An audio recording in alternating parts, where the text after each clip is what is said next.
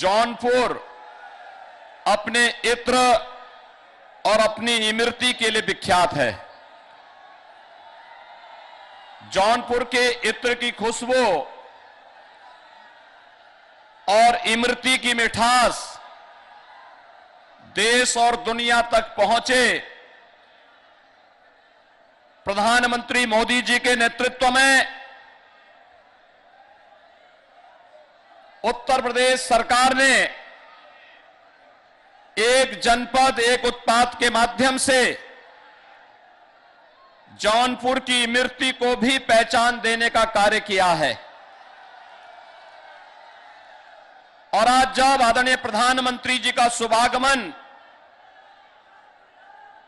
इस धरती पर हुआ है, मैं आप सभी जौनपुर के भाइयों बहनों की ओर से आदरणीय प्रधानमंत्री जी का हृदय से स्वागत करता हूं, अभिनंदन करता हूं। भाइयों बहनों, हम सब इस बात को जानते हैं कि आजादी के बाद से उत्तर प्रदेश के जो क्षेत्र अपने आप को उपेक्षित महसूस करते थे, पहली बार 2014 में प्रधानमंत्री मोदी जी के नेतृत्व में सरकार गठित होने के बाद भारत सरकार ने उन क्षेत्रों का समग्र विकास करना प्रारंभ किया है। और मैं जौनपुर वासियों को इस बात के लिए हृदय से बधाई देता हूं कि जो आपकी दशकों से मांग थी कि जौनपुर का भी अपना मेडिकल कॉलेज होना चाहिए, इसी सत्र में जौनपुर का मेडिकल कॉलेज भी आदरणीय प्रधानमंत्री जी के कर कमलों से प्रारंभ हो चुका है और उसमें प्रवेश भी पूरे हो चुके हैं। भाइयों बहनों, पिछले दिनों हम लोग आए थे। जौनपुर को 3 राजमार्गों से जोड़ने के एक बड़े कार्यक्रम को आगे बढ़ाने का कार्य हुआ था।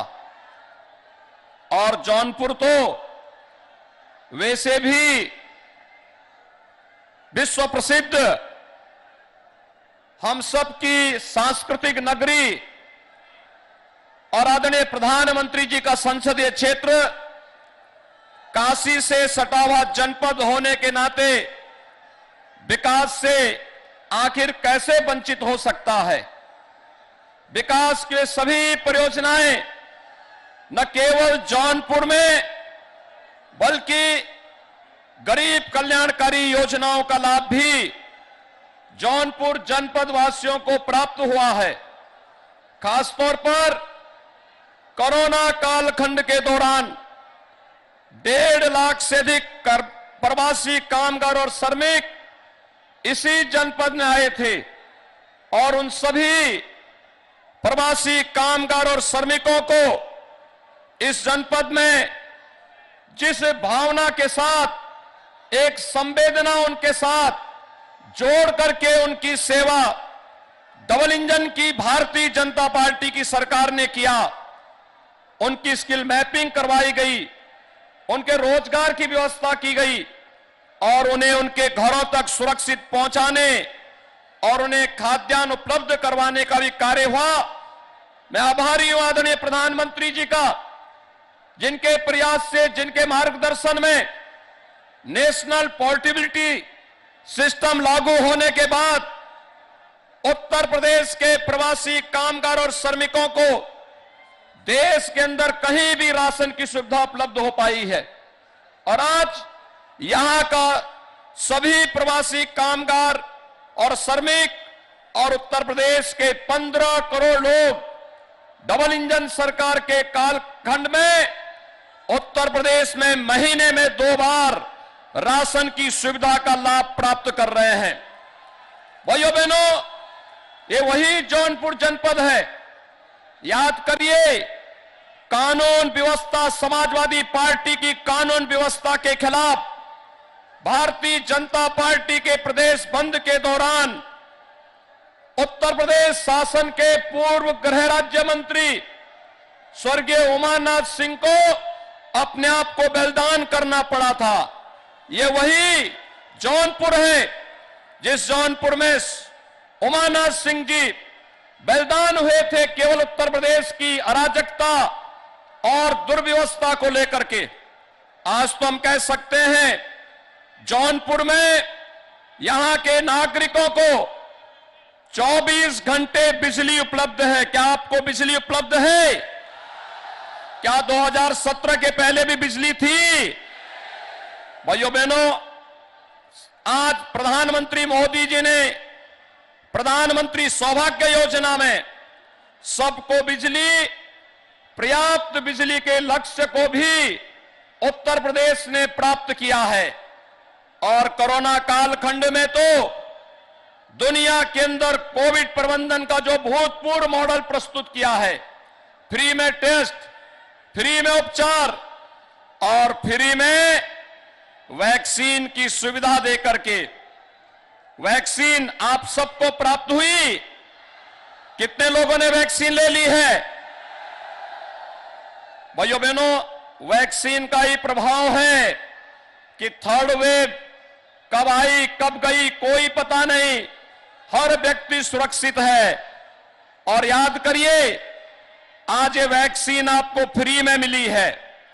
सपा बसपा की सरकार होती, इस वैक्सीन को भी वे लोग बाजार में ब्लैक करने का कार्य कर लेते। वैसे ही जैसे इनके समय में बड़े बड़े खाद्यान्न घोटाला हुआ करते थे, गरीबों को राशन नहीं मिलता था।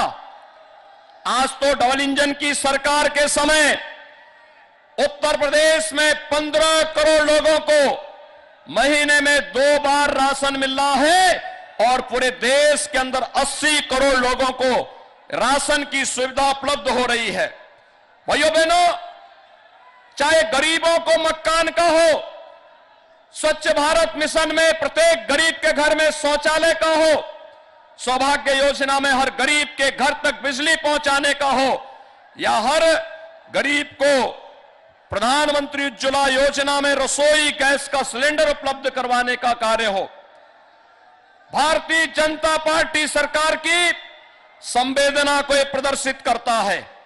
लेकिन मैं पूछना चाहता हूं, सपा बसपा कांग्रेस की संवेदना किसके साथ में है?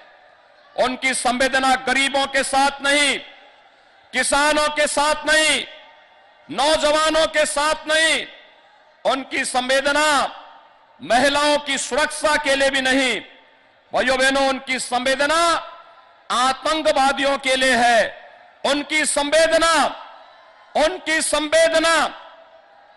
पेशेवर माफिया और अपराधियों के प्रति है। उनकी संवेदना उन भ्रष्टाचारियों के प्रति है जो भ्रष्टाचारी गरीब का राशन हड़प जाते थे, विकास के कार्यों में डकैती डालने का कार्य करते थे।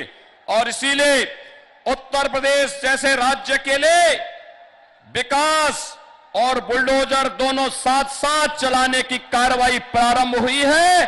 और उसी कार्रवाई को जोड़ने के लिए आज 7वें चरण के चुनाव प्रचार के क्रम में जौनपुर में आप सभी जौनपुर वासियों के साथ अपना मार्गदर्शन प्रदान करने के लिए आदरणीय प्रधानमंत्री जी का आगमन जौनपुर की इस धरती पर हुआ है।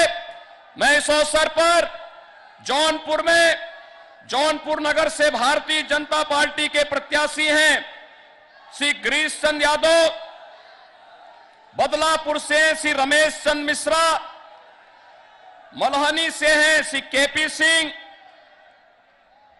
मुंगरा बादशाहपुर से श्री अजय दुबे, मछली शहर से श्री मिहिलाल गौतम, जफराबाद से डॉक्टर हरेंद्र प्रसाद सिंह, केराकत से श्री दिनेश चौधरी और सागन से हैं भारतीय जनता पार्टी के सहयोगी दल निषाद राज पार्टी के श्री रमेश सिंह, और मडियाओं से हैं अपना दल भारतीय जनता पार्टी के सहयोगी दल के प्रत्याशी श्री आर.के. पटेल।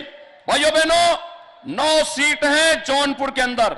ये 9 की 9 सीटों पर भारतीय जनता पार्टी और सहयोगी दलों को विजयी बनाने के लिए आदरणीय प्रधानमंत्री जी का अपील अभी मार्गदर्शन हम सबको प्राप्त होगा। मैं एक बार फिर से जौनपुर की इत्र और इमरती की इस धरती पर आदरणीय प्रधानमंत्री जी का हृदय से स्वागत और अभिनंदन करता हूं। धन्यवाद। जय हिंद, जय जय श्री राम।